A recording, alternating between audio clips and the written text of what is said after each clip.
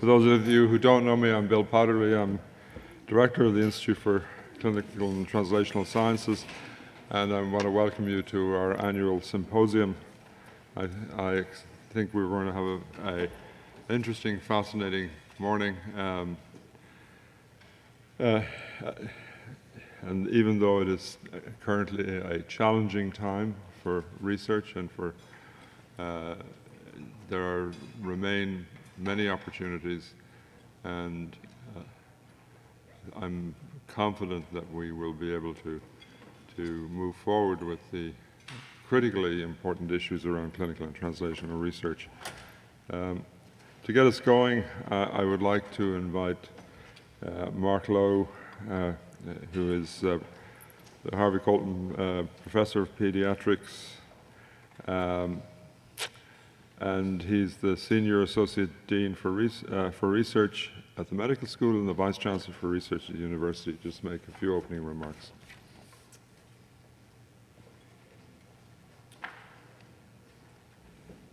So it's an honor for me to represent the School of Medicine and the University at the ICTS Symposium. And I think if you were tasked with analyzing everything I've said and written over the last 3.5 months, the word cloud would have uncertainty, chaos, and trauma. Not physical trauma, but psychological trauma. We are indeed in people like to say unprecedented. It is unprecedented for the U.S. research community times. There is a lot of uncertainty in what we will see moving forward. There's a lot of uncertainty on what decisions over the next few months by the federal government and Congress will have on our finances of the university and our ability to continue to supplement our research as robustly as we have been able to over the past. And the hope is things will settle down. We might not like where they settle, but hopefully they will. The fear is they won't, and we will continue for a bumpy ride over the next 4 years. But I do believe that clinical and translational science are going to be a critical and essential part of the research enterprise of Washington University and other universities moving forward. I think the School of Medicine in particular is going to put an emphasis on additional clinical trials and clinical studies, because we think this is critical to helping our community and helping our patients. So I do believe that clinical and translational science will have a continued important position in our research community. And I want to encourage you to continue to do the great work that you're doing, to persevere through these times. I understand that the sanitization of your non-competitive renewal has been completed. I think you need to do that, and you need to work hard on your competitive renewal to make sure that it meets the conditions that are thrown in front of us, moving and otherwise. So I wish you a wonderful symposium and congratulate you all on the work that you've done in the past and the work that I know that you will do in the future. Thank you very much.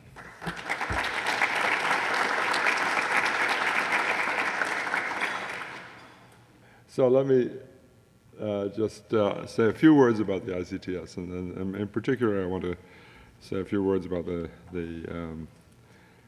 some of the work that's been done recently.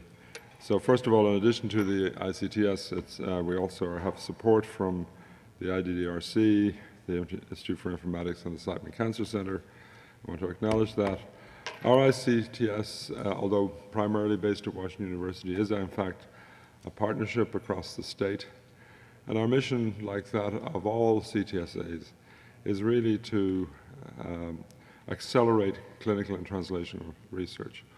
As all of you know, Washington University is a discovery engine. We have fabulous basic science. We have invested and have the ability to move the field in terms of identifying new pathways, new targets, new diagnostics. But they ultimately have to be brought to patients and into translational research and then into clinical research in the later phases in order to really change the health of both an individual patient, our community, and our country. And I think all of us know that our country does lag behind other countries for many reasons, one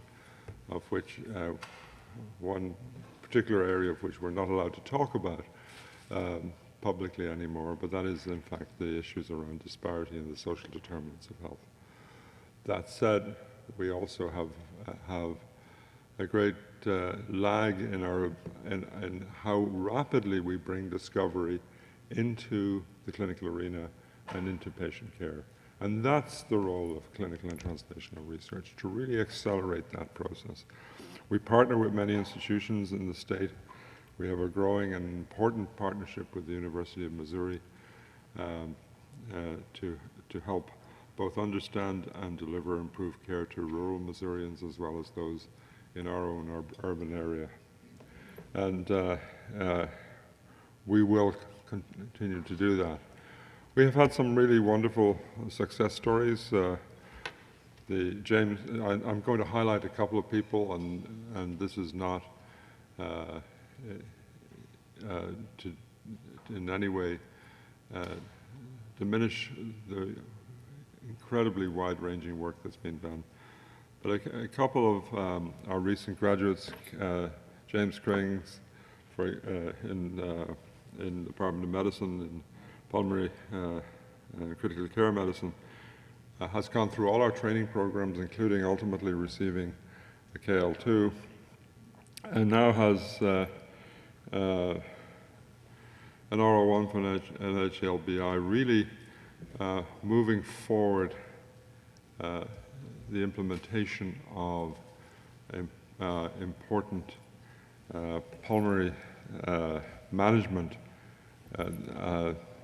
with new drugs having been developed for the treatment of asthma. There are new guidelines that really are critically important and yet have not been adopted yet by the community. So how do you do that?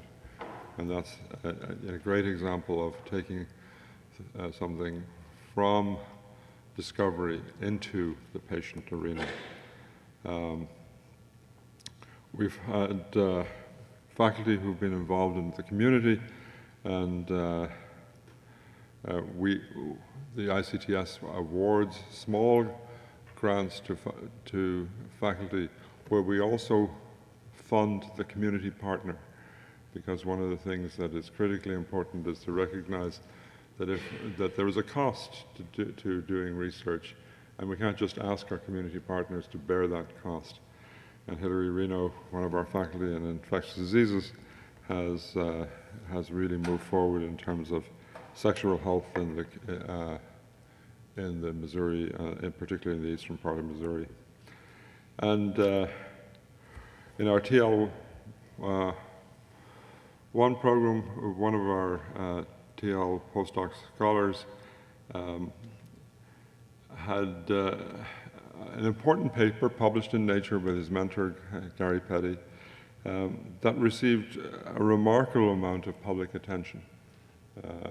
Was in all of the news media, suggesting that fructose could in fact be, which has been used widely as a substitute for glucose, may in fact enhance tumor growth and contribute an environmental contributor to cancer. And so one can see immediately where this would lead to both epidemiological studies and potentially other clinical trials that could understand and explain this. So one of the things that is changing in the way NCATS funds clinical and translational research is a shift from translational research to translational science. And Ruth will talk a little bit more about what that really means. But one of the things we decided to do was to take some of our current awardees and give them an opportunity to expand their their study with a translational science aim.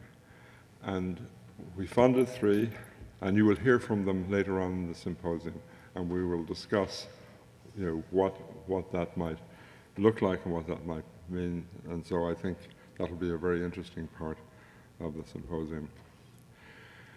As you all know, the university has started a new School of Public Health. I think nobody would have anticipated what this would have meant a year ago. But it's a transition from the Institute for Public Health, which has been around for about 15 years now, with a new dean, Sandra Galea, recruited from Boston. And they will have research networks that we will, through the ICTS, have important collaborations with, and we hope will advance the opportunities for clinical translational research moving into the public health and population health domain. And it is also very important that we think about our continuing work with our community. And so it's central to the new School of Public Health, but we're also going to continue to have very significant investments in community partnership. And one of the things that is important is that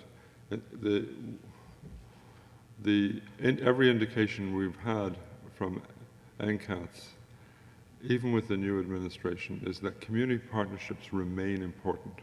How we describe them will have to change, but the actual work will continue and remain important. And that's critical because it really is important, if we're going to make a difference, that we think about what does our community need and have that feedback and that partnership, and not have an academic ivory tower.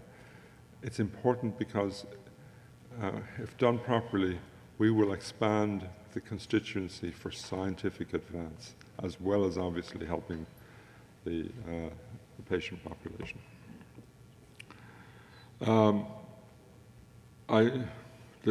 We have our annual survey of all the ICTS members, and I want to thank everybody who participated.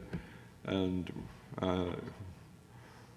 we had a lottery to select individuals who actually did respond, and they will receive a token from the ICTS to recognize that. But thanks everybody for participating.